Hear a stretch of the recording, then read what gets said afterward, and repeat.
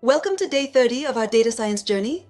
Today, we're diving into a critical concept that often comes up in analysis: correlation and causation. These are essential tools for understanding relationships between variables, but it's important to know when to use each. Correlation helps us understand how two variables move together. But just because they are related doesn't mean one causes the other. Causation, on the other hand, is when one event directly influences another, establishing a cause and effect relationship. Correlation measures the strength and direction of the relationship between two variables.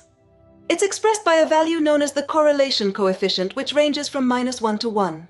A positive value means both variables move in the same direction, while a negative value means they move in opposite directions. In this code, we've created a simple dataset with two variables, variable A and variable B.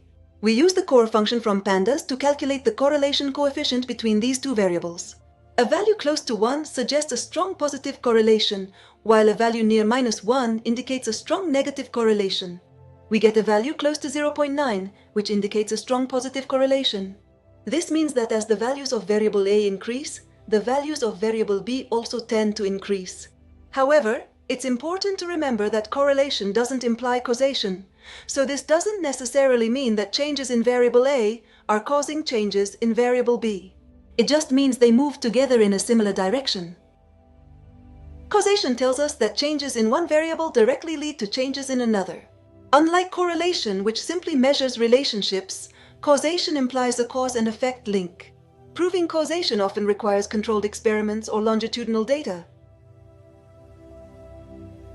It's important to note that just because two variables are correlated doesn't mean one causes the other.